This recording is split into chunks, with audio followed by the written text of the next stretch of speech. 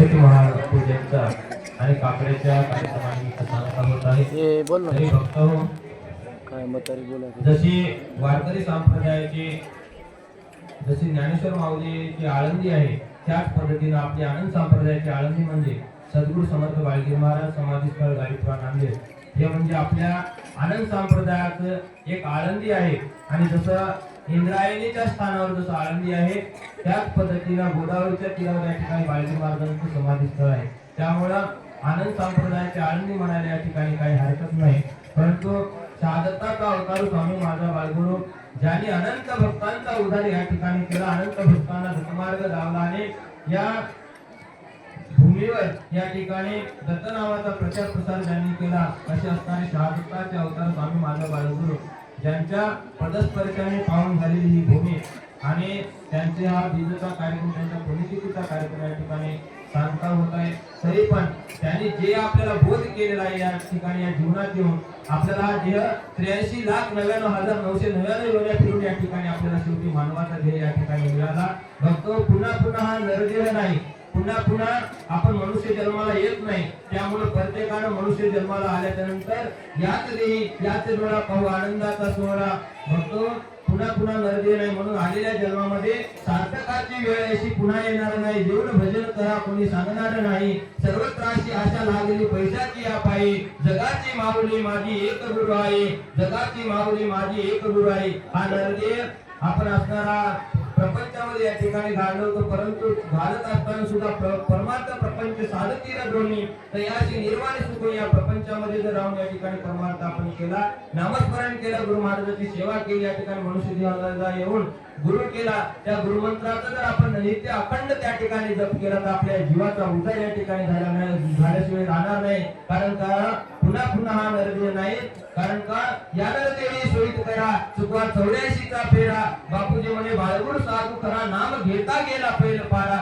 जर या 84 लाख योनीतून जर मुक्तता व्हायची असेल तर पुन्हा पुन्हा या कुत्रा मांजरा डुकराच्या जन्माला जायचं जर आपल्याला तर या मनुष्य देहाला आल्याच्या नंतर अखंड नामस्मरण करा.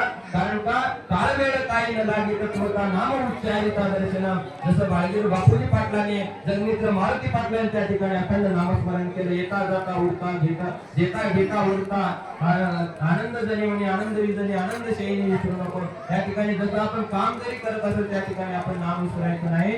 ज्या ठिकाणी आपण नामस्मरण करतो त्या ठिकाणी देव महाराजांचा साक्षात्कार झाल्याशिवाय राहणार नाही. भक्तो म्हणून या ठिकाणी तुम्ही नामस्मरण करा. देव पुन्हा पुन्हा आपल्याला प्राप्त होत नाही. आपल्या या मनुष्य देहात आल्याच्या नंतर अनेक प्रकारचे या ठिकाणी आपल्याला यातना होतात, अनेक सायात अनेक कष्ट या ठिकाणी आपल्याला करावं लागतो पुन्हा. परंतु आपल्याला त्या ठिकाणी सुख समाधान त्या ठिकाणी लाभत नाही. सुख समाधान जर आपल्याला पाहिजे असेल तर ते फक्त या ठिकाणी गुरु महाराजांचं नामस्मरण करणार, भगवंताच्या नामस्मरणामध्येच आपल्याला सुख त्या ठिकाणी लाभतं. इतर संसारामध्ये तुम्ही कितीही बसता कुठेही तुम्हाला सुखाची प्राप्ती होणार नाही. कारण का जेवढी नामामध्ये शक्ती आहे, जी भक्त नामस्मरणामध्ये तल्लीन होतो त्या भक्ताला सुखापासून कोणी वंचित करू शकत नाही. त्या भक्ताला सुख समृद्धी त्या ठिकाणी झाल्याशिवाय राहत नाही. परंतु आपल्याला आशा लागली. कारण का ठेविले अनंत तेशेची राहावे चित्ती असू द्यावे समाधान या आशेच्या विरुद्ध होऊन जसं आहे त्याच्यामध्ये समाधान मानून जर आपण त्या ठिकाणी गुरु महाराजांचं नामस्मरण केलं, भक्ती केली या ठिकाणी तर आपल्याला आपल्या जीवनामध्ये आपल्या संसारामध्ये त्या ठिकाणी आपल्याला कशाची कमी पडत नाही. म्हणून असणारे समाधीस्थळ या ठिकाणी बाळगुरू महाराजांचं साक्षात शहादत्ताचा अवतार त्या ठिकाणी आपण म्हणतो ते साक्षात बाळगुरू आईंचा अवतार आहे. आणि त्यांचं समाधीस्थळी जागृत समाधी आहे. भक्तो या ठिकाणी त्यांचे दिवसातून अनेक रूप त्या ठिकाणी आपल्याला पाहायला तर आपण बघा सकाळी आरतीला आल्याच्या नंतर सकाळचं रूप वेगळं दिसते, दुपारचं रूप वेगळं दिसते, सायंकाळचं रूप या ठिकाणी वेगळं दिसते. असे अनेक प्रकारचे रूप त्यांच्या ठिकाणी दिसतात. आणि जसं आता तर प्रयागराज महाराजांनी सांगितलं जसं या मूर्तीमध्ये ते जाय तसं कोणत्याही मूर्तीमध्ये. कारण का ही जागृत समाधी आहे. इथं तुम्ही जे जे कराल त्या ठिकाणी ते तुम्हाला या ठिकाणी मिळेल. बघतो इथं वाईट जर कर्म करून गेले तर त्याचं फळही तुम्हाला मिळेल, चांगलं कर्म करून गेले त्याचंही फळ तुम्हाला मिळेल.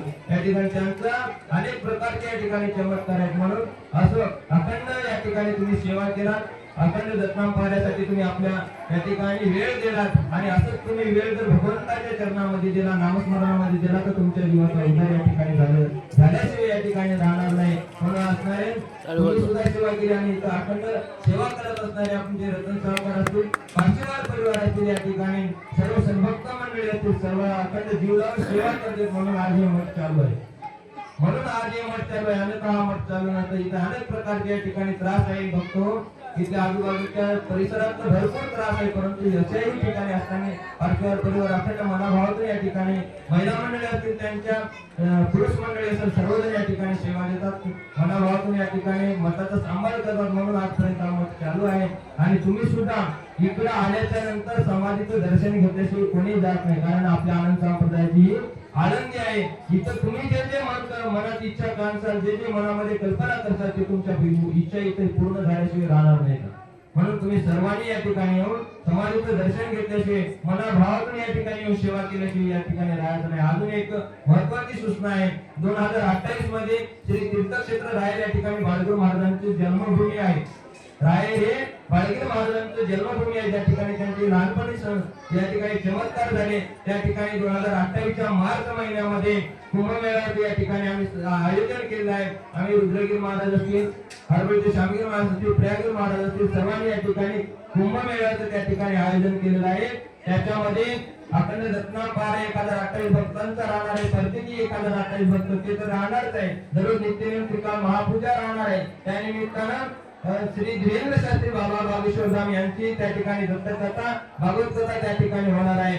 एवढेच नाही तर त्या ठिकाणी 2027 मध्ये नाशिक या ठिकाणी होणारा जो कुंभमेळा आहे, त्या कुंभमेळ्यातील सर्व संत मंडळी देखील त्या ठिकाणी बोलवायचे आहे.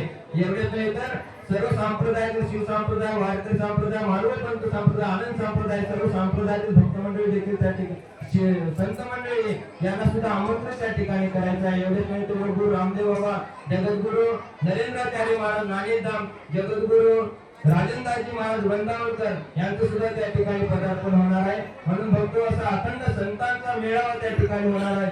एवढेच नाही तर त्या ठिकाणी 108 कुली दत्त महाराज या भागेश्वर धाम महाराजांची कथा आणि त्या ठिकाणी अखंड दत्तनाम पारा आणि गुरुचरित्र पारायण 1028 भक्तांचा, गुरु आणि जीवनचरित्र पारायण 1028 भक्तांचा, ज्ञानेश्वरी पारायण 1028 भक्तांचा, असं सर्व संप्रदायाचा त्या ठिकाणी कार्यक्रम ठेवण्यात आलेला आहे. सकल हिंदू धर्माचा कार्यक्रम त्या ठिकाणी आहे. म्हणून सकल हिंदू धर्मातील भक्तांनी या कार्यक्रमासाठी आवर्जून त्या ठिकाणी आपली सेवा द्यायची आहे आणि सर्वांनी त्या कार्यक्रमाला सहकार्य करायचं. त्या ठिकाणी बाळगुरू महाराजांचं गोदावरीच्या तीरावर जसं इथं मंदिर आहे, त्याच पद्धतीनं गोदावरीच्या तीरावर राहेर या क्षेत्री बाळगुरू महाराजांचं भव्य मंदिराचं बांधकाम देखील त्या ठिकाणी चालू आहे. म्हणून इथं आजूबाजूच्या परिसरातील आपण सर्व भक्तांनी आपल्याला माहिती असेल किंवा नसेल त्या ठिकाणी, म्हणून सर्वांना या कार्यक्रमाची सूचना देत आहोत. म्हणून सर्वांनी त्या कार्यक्रमाला अवश्य आपली उपस्थिती राहायची. जे सेवा तुमच्या गावाला त्या ठिकाणी, कारण का इथं 10 लाख लोकांचा त्या ठिकाणी रोज समुदाय त्या ठिकाणी गोदावरीच्या तीरावर बाळगुरू महाराजांच्या जन्मभूमीमध्ये जमणार आहे.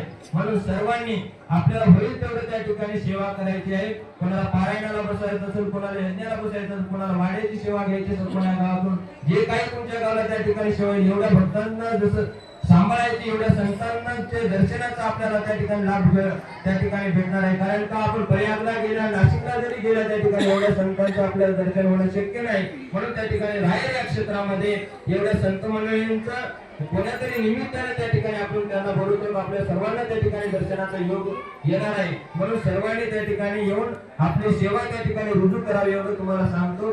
आणि आजची झालेली सेवा या ठिकाणी आपल्या स्वतःची सांगता या ठिकाणी आपण आता कार्यक्रमाने करूया. जय आनंद, जय आनंद.